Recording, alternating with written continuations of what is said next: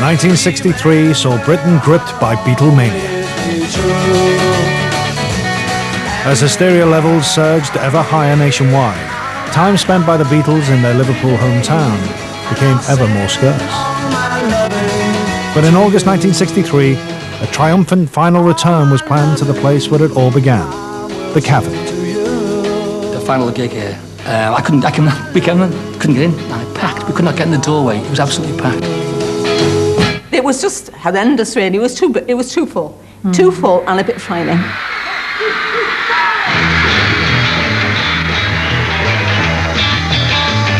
Well, she was just 17, you know what I mean. That was a strange night because when we were in the dressing room with the Beatles and they were sitting around all with long faces, and I remember John kept saying, we shouldn't have done this, we shouldn't have come back to do it, it's all going to go wrong. We went on, did our spot, it went great, we came off. Anyway, they went on, didn't they? Yeah. And with how long was it? After one number, one number. They did one number, and all the lights went out. Everything fused. And John was shouting, I knew we shouldn't have done it. I knew we shouldn't have come back to do this. And they went into a little ad-lib, John and Paul. And we didn't know what it was. We thought it was an old 20s song. We only found out 3 years later when they did Sgt. Pepper that it was when I get older, losing my head, many years from that. They actually did it on the last gig on the Cavern here. Will you still be sending me a Valentine? Birthday greetings, bottle of wine. We never did get them back, despite what Brian Epstein said. He said, you shall have them again, Bob. Of course, we never got them back again. Oh yeah, I'll tell you something, I think you'll understand. The Beatles had outgrown their old stamping ground. The kind of fun they used to have down in the deep, dark cavern was now more likely to take place under TV lights, swapping witty lines with entertainment A-listers of the day.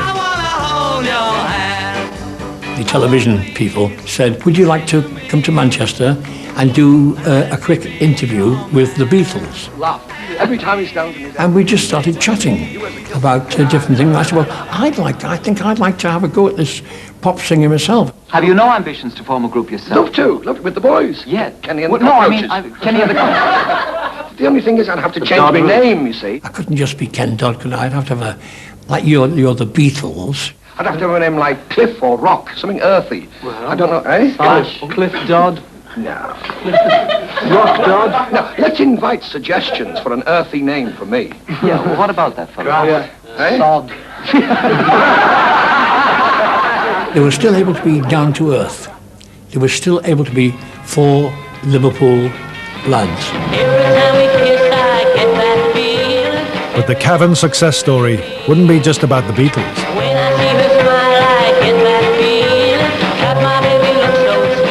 People in London had heard about you. They'd heard about the Beatles. Let's get up to Liverpool. The rest is history, isn't it? So very across the Mersey. Once the floodgates had been opened, a wave of other Mersey bands would sweep all before them. And here I stay. I mean, Liverpool went crazy. Beatles, number one. What's number one? The Beatles, then us and the Sages. And it was all Liverpool in the charts, and everybody was over the moon. Each with their own secret care. So very across the Mersey. We were blasé, but we just accepted it. Oh, another Mersey beat band at number one. The place I love. This is Liverpool, this is what we do.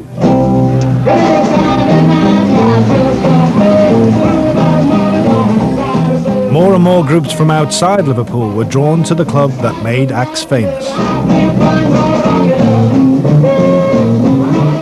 Mancunians like the Hollies and Herman's Hermits regularly made the short journey westward.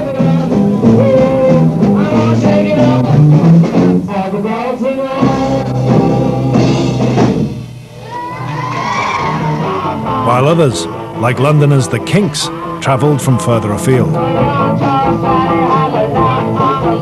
When the Kinks made their Cavern debut in 1964, that great English songwriter, Ray Davies, was still reliant on cover versions, like his take on Little Richard's Long Tall Sally.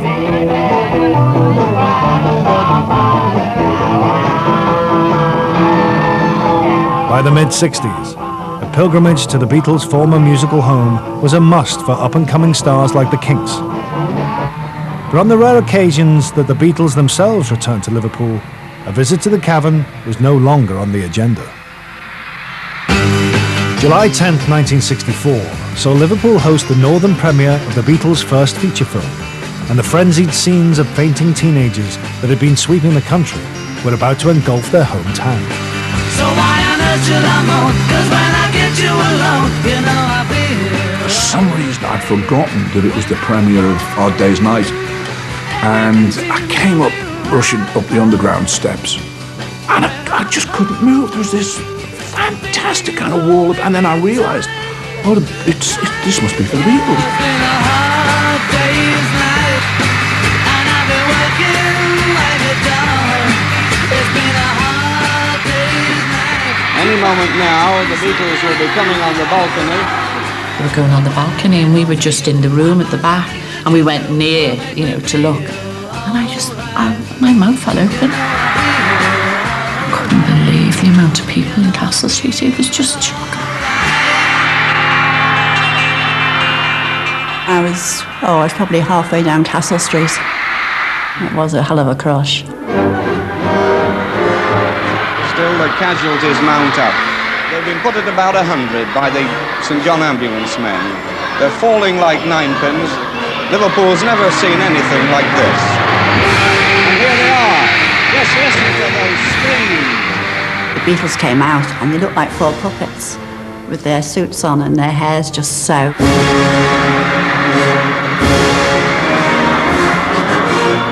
They look so different from how I remember them. Completely changed. They look like well brought up, respectable little boys, not what I remember.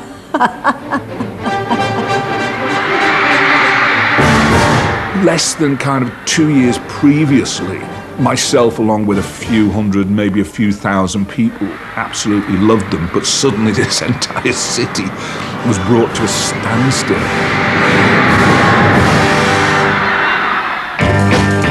But for all the continued success of its most famous sons, Merseybeat was on the wane, and so was the Cavern.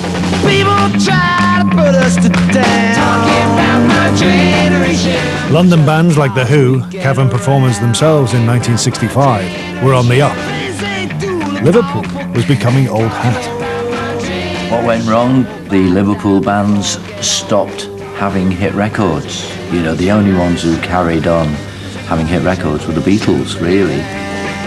Until one February evening in 1966, the staff gathered to hear a dramatic announcement from the Cavern club owner, Ray McFall.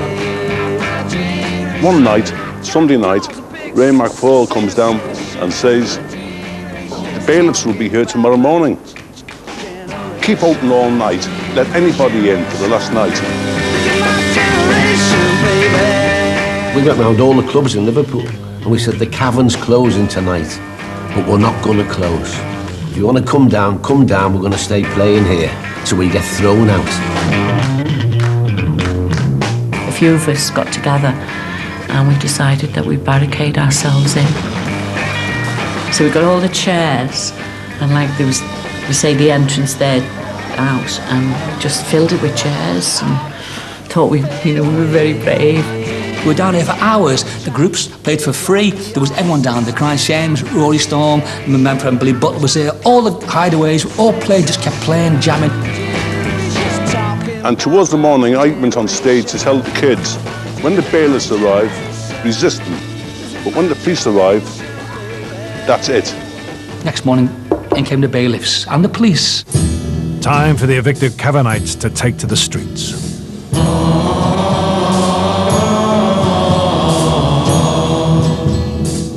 We led a protest march around town. There were sheets held on poles with painted on, keep the Cavern open and stuff like that. And there must have been 600, 700, 800 of us marched all through the city centre. And I always remember we sang the Yardbird song, Still I'm Sad.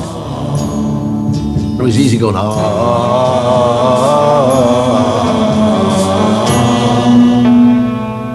seemed the right thing for it. When we got into Matthew Street, I got hoisted up on top of the Cavern doorway, and we laid a wreath there, and that wreath stayed there till it died.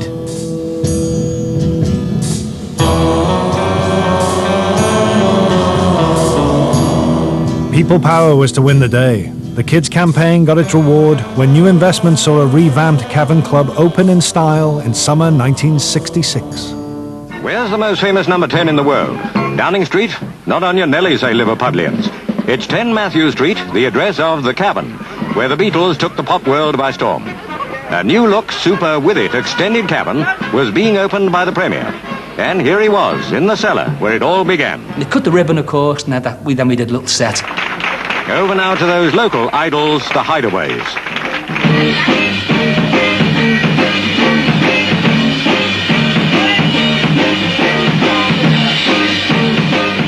The Cavern was embarking on a new chapter. We came on the second wave. Those 6, 7 years younger we were, that's the difference. But the Cavern was still, to me, still great. We started making changes then as well. We opened another floor upstairs, we had a boutique upstairs, we served food upstairs. I was still playing music downstairs, because you still had some good bands on. As the 60s reached their end, the sounds floating up the steps into Matthew Street were growing ever heavier. Joining the likes of Rod Stewart and Elton John, who both trod the famous boards before making it big, were Queen, who played one of their earliest gigs at the Cavern in 1970. The Beatles really were our heroes, and playing the Cavern was quite special for us. The place itself is fascinating because, of course, you think it's going to be something rather grand because it's world famous, but it's tiny, and you're playing under these little arches. It's like sort of being in an underpass, really. But as the new decade wore on, the Cavern seemed to many a relic of a bygone age.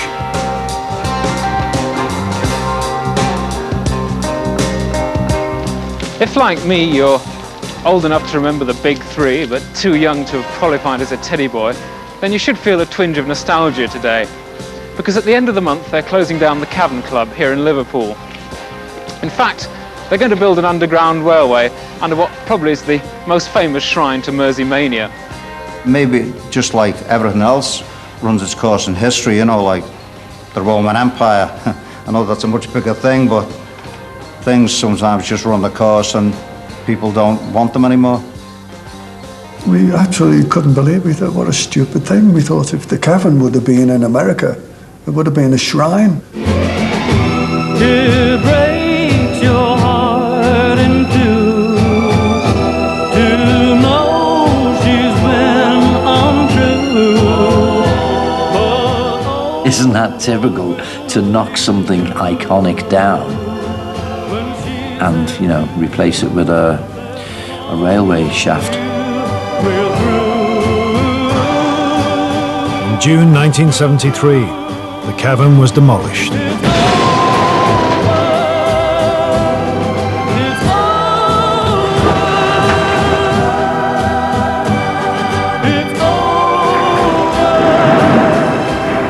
There weren't any marches or any mass protests or anything like that. It was just accepted that was the end of an era. Start to weep, then say goodbye. It was supposed to be getting closed because there was going to be a shaft drilled for the underground railway. Well, I don't think they ever did it. They just filled it in. Setting suns before they fall. Well, I just thought somebody's made a mistake. I thought it's silly. They could have made a fortune out of the Cavern. Americans loved it. Everybody loved it. It just seemed a silly thing to do. After all. When tourists visited the iconic Matthew Street site, all that was left for them to take photos of was a car park where the Cavern once stood. It seemed that the Cavern story was over. But was it?